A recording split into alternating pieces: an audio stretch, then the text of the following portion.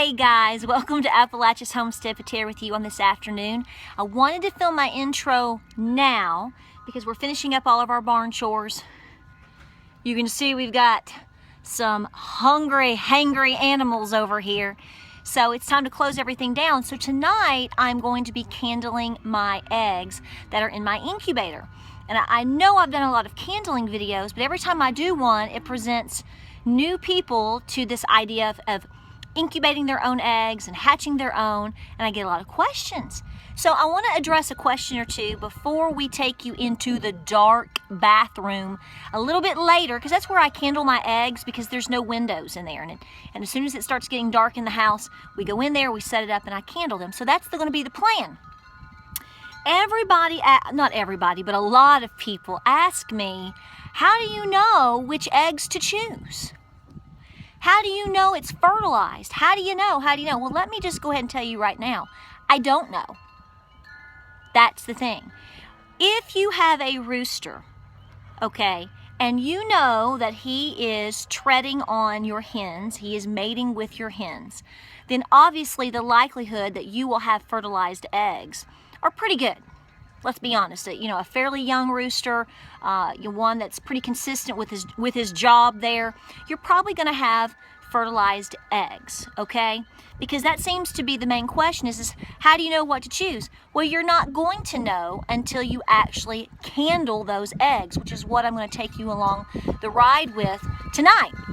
So what I'm going to do is get out my candler, and I will again show you what they look like. I think we are around day 12. I'll have to check my calendar, and we will see which ones are fertilized and developing, which will be very obvious, and then of course the ones that are not, because they always illuminate kind of like a lava lamp or like a Charlie Brown Christmas tree light bulb. Those giant light bulbs you always loved on the Christmas tree. I love those. Those are my favorite.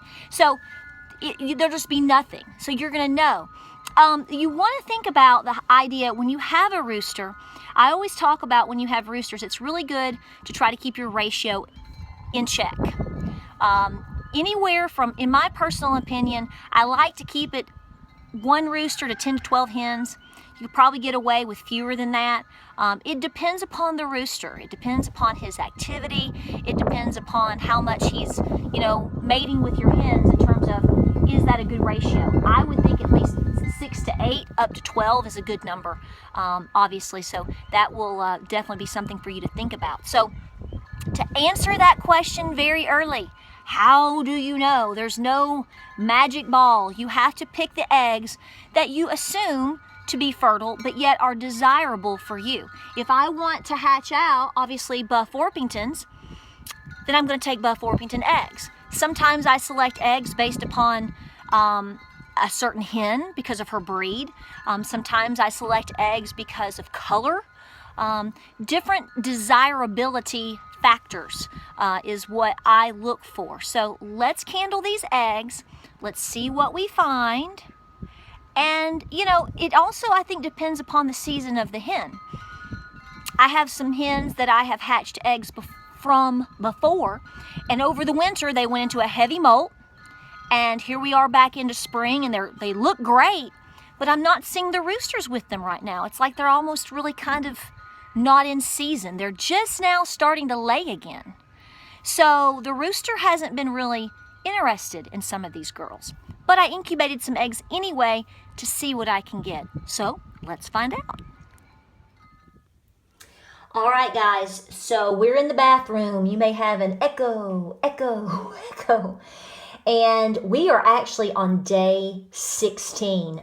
I'm telling you, my brain is fried like a bunch of scrambled eggs. We got so much going on with the conference and the farm and the barn and the dogs and the husband's work and the conference again and schoolwork. So I'm way off, guys. We have to know because we are approaching lockdown.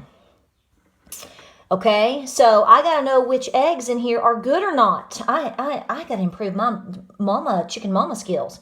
So I'm taking all of the eggs out, okay? So as you know, I have them in my little brooder. And this is a kind of an impromptu, honestly, it started with this egg. And my Minorca, and I wanted to see how she is doing in terms of, I've never fertilize one of her eggs, so we're going to try this. I don't know if all of these eggs, I don't know what we're going to find out here. Again, the question is how do I know if my eggs are fertilized? You don't know until you incubate them and you candle them. Coming in, coming in. Okay. As you can see clearly, you have an air sac. You have lots, see the veins going on there? You have the entire, like almost like a blood system going on in there. You have the dark, you see the dark? We're coming around. She'll be coming around the egg when she comes. Look, look, look, look, look. Okay, so you can see this baby is moving inside the egg. So not only is it fertilized, but we have a baby. Hey, baby. So nobody puts baby in a corner. So we are a good go on that one. Now, I'm just going to start grabbing eggs. This looks like a cream leg bar. Shaboom, shaboom, shaboom. La la la la la la la la la, shaboom, shaboom. Okay, you have the veining, you have the air sac. And do we have baby? Is baby in the corner or is baby going to move around for us? Let's see here. Kind of dark. See, when you get into the darker eggs, again, you have a situation where, moving around. It's harder to see as they continue to develop. I better move some of these eggs around. I'm gonna get them all confused. Okay, so this one is good. Okay. Again, I have no idea. Are they fertilized or are they not?